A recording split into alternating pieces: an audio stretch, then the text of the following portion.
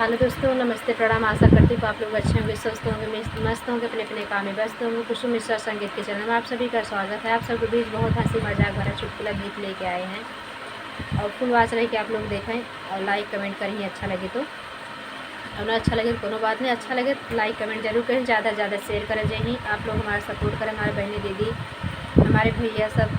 देखा कि हम सब आप सबके गाना के माध्यम से सुनावे चाहत है।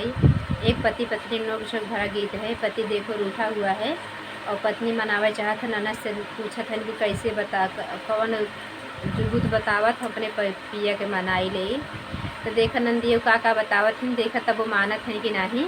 फुलवा चले के सुनो जी, बहुत आनंद आए। आप सबको बहुत बहुत धन्यवाद। अपन इतना प्यार दुलार सपोर्ट दे के लिए हमारे चैनल पे ऐसे आप प्यार दुलार सपोर्ट आशीर्वाद ऐसे बनाए रह जाए। हमारे गाना अगर हमारा गाना आप सबको अच्छा लगे तो यह गाना को प्यार दुलार आशीर्वाद दीजिए। ज़्यादा से ज़्यादा आप सब शेयर करिए। आप सबको धन्यवाद। नए भाई बहन जुड़े वाले यूट्यूब फैमिली, ज़्यादा से ज़्यादा आप लोग शेयर करें, लाइक शेयर सब्सक्राइब कर लें। आप सबका धन्यवाद। जय माता दी। कौनौ जुगुतिया बतौ तुमोरी ननदी, सैया हमार नहीं बोलते। कौनौ जुगुतिया बतौ तुमोरी ननदी, सैया हमार नहीं बोलते। दलिया में नुनवा चटक कई द भौजी, दलिया में नुनवा चटक कई द भौजी। गर्ज परे भैया बोली है ना, दलिया में नुनवा चटक कई द भौजी। गर्ज परे भैया बोली है ना, दलिया में नुनवा चटक की हा ननदी। बड़ा बड़ा कौरो खाई गए ननदी, तबहू न सैया बोल लेना। बड़ा बड़ा कौरो खाई गए ननदी, तबहू न तोहर भैया बोले ना। कौनौ जुगुतिया बतौ तुमोरी ननदी, सैया हमार नहीं बोलते।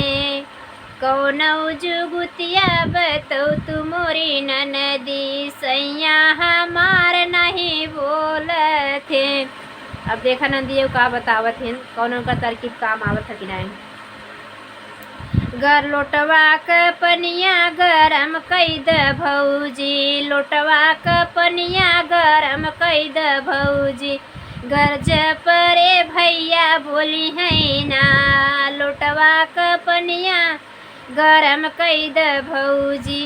गर्ज परे भैया बोली है ना, लोटवा क पनिया गरम की हा ननदी, लोटवा क पनिया गरम की हा ननदी। गरमाई पनिया तोहर पी गए भैया, तबहू न भैया तोहर बोले ना। लोटवा क पनिया हो पी गए ननदी, तबहू न भैया तोहर बोले ना। कौनौ जुगुतिया बतौ तुमोरी ननदी, कौनौ जुगुतिया बतौ तुमोरी ननदी। भैया तोहार नहीं बोलते, पियवा हमार नहीं बोलते। सजिया पे कटवा बिछाव मोरी भौजी, सजिया पे कटवा बिछाव मोरी भौजी।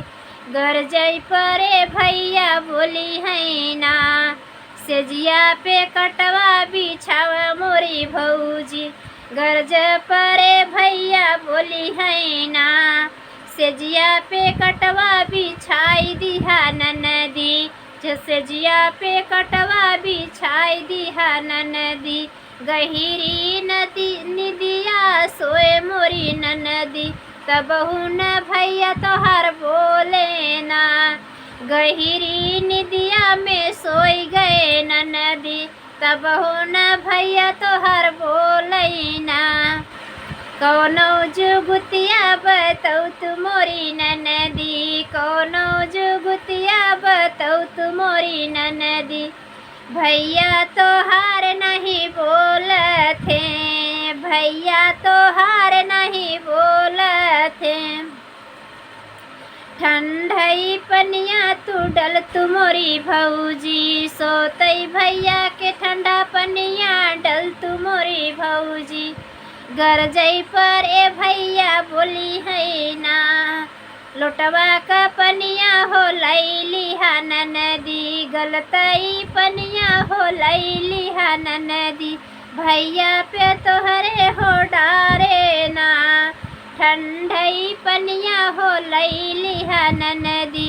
सैया के ऊपर डाले ना, गोदिया में भैया तो हार चफनायन, गोदिया में भैया तो हार चफनायन। भैया तो हार हमसे बोले ना, भैया तो हार हमसे बोलने ना। अपने गले लगाइली है ननदी, सैया हमार हमसे बोले ना। अपने गले लगाइली है ननदी, सैया हमार हमसे बोले ना। कौनो जुगतिया बताऊ तू मोरी ननदी, कौनो जुगतिया बताऊ तू मोरी ननदी, सैया हमार नहीं बोलत है।